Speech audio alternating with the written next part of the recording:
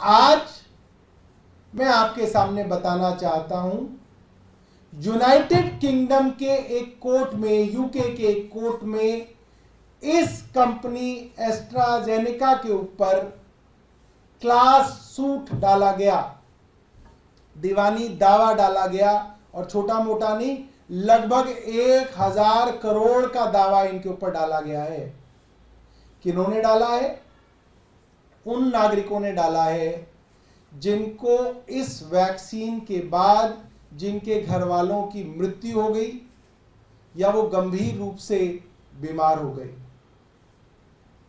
और 2 दिन पहले यूके की कोर्ट के अंदर एस्ट्राजेनेका ने ये बात कबूली है कोर्ट में कि इनकी जो ये वैक्सीन थी, जो हूबहू वैक्सीन भारत के अंदर serum institute of India SII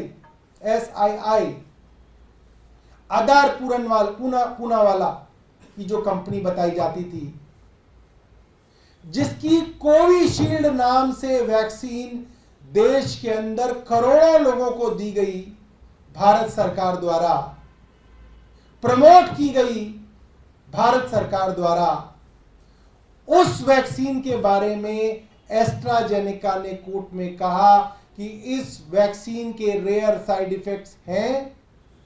इस वैक्सीन के रेयर साइड इफेक्ट हैं कि इसकी वजह से ब्लड में क्लॉटिंग होती है और प्लेटलेट काउंट कम होता है, जिसकी वजह से ब्रेन स्ट्रोक और हार्ट अटैक आ सकते हैं। सरकार को अब क्या करना चाहिए? उन्हें क्या प्रिकॉशंस लेने चाहिए? उन्हें क्या टेस्ट कराने चाहिए जिससे यह पता चल सके कि क्या इस कोविड की कोविशील्ड वैक्सीन की वजह से उनके अंदर भी ब्लड क्लॉटिंग तो शुरू नहीं हो गई है? और क्या केंद्र सरकार ने अब तक इस पे कुछ किया है? क्योंकि इस पे तो युद्ध स्तर पे काम करने की जरूरत है। युद्ध स्तर पे केंद्र सरकार को एस्ट्राजेनेका से बात करनी पड़ेगी, साइंटिस्ट से, डॉक्टर से, कार्डियोलॉजिस्ट से बात करनी पड़ेगी।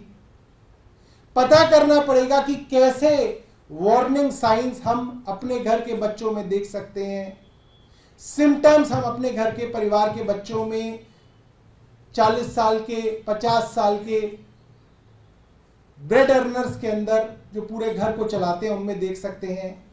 क्या ब्लड के टेस्ट उनके कराए जाएं, कितने महीने बाद वो ब्लड टेस्ट रिपीट कराए जाएं, ताकि अगर किसी के ऊपर इस तरीके का साइड इफेक्ट आ रहा है तो उसकी जान बचाई जा सके। ये सरकार की जिम्मेदारी है।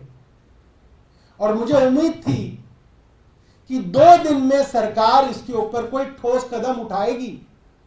परसों से एक खबर आई हुई है, हमने कल पूरे दिन इंतजार किया कि देखते हैं, इस मुद्दे के ऊपर राजनीति नहीं होनी चाहिए क्योंकि ये जान का मामला है, ये सीधा सीधा करोड़ों युवाओं की जान का मामला है। मगर जब सरकार इसके ऊपर सो गई, कोई हरकत सरकार की तरफ से नजर नहीं आई।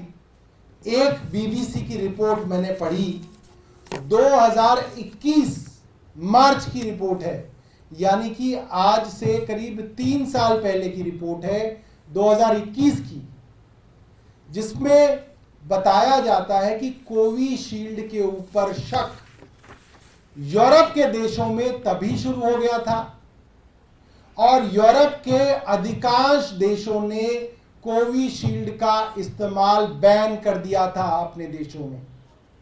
याद रखिएगा, मैं आपको 2021 की बात बता रहा हूं। Germany, Italy, France, Spain, Netherland, Ireland, Denmark, Norway, Iceland, Austria और कई सारे देश यूरोप के ऐसे थे जिन्होंने उसी समय कोविशील्ड को बैन कर दिया था, जिस समय भारत की सरकार घूम घूम के लोगों को कोविशील्ड का टीका लगाने के प्रयास कर रही थी, कैंप लगवा रही थी, चलने फिरने पे मनाही कर दी गई थी कि अगर आपको हवाई जहाज से जाना भी है तो आपको वैक्सीन लगानी पड़ेगी। अगर आपको यहां जाना है तो आपको वैक्सीन लगानी पड़ेगी। अगर आपको अस्पताल जाना है तो आपको वैक्सीन लगानी पड़ेगी। हर जगह वैक्सीन का एक डोरवे बना दिया गया था, थ्रेशोल्ड बना दिया गया था कि वैक्सीन लगेगी तो ही आप ये काम कर सकते हैं। ऐसे कई जरूरी कामों के ऊपर वैक्सीन की कंडीशन लगाई गई थी। उस समय जिस समय यूरोप के बड़े बड़े देशों ने कोविशील्ड के इस्तेमाल को बैन कर दिया था, बड़े सवाल हैं भारत की केंद्र सरकार के सामने। उन सवालों का जवाब 2021 से 2024 तक नहीं दिया गया, मगर अब जब खुद एस्ट्राजेनेका ने कोर्ट में मान लिया कि उनकी वैक्सीन के साइड इफेक्ट से हार्ट अटैक्स, ब्रेन स्ट्रोक आदि की घटनाएं रेयर केसेस में हो सकती हैं, तो भी केंद्र सरकार चुप बैठी है, नहीं बता रही कि उनका अब देश के लोगों को बचाए रखने का क्या प्लान है।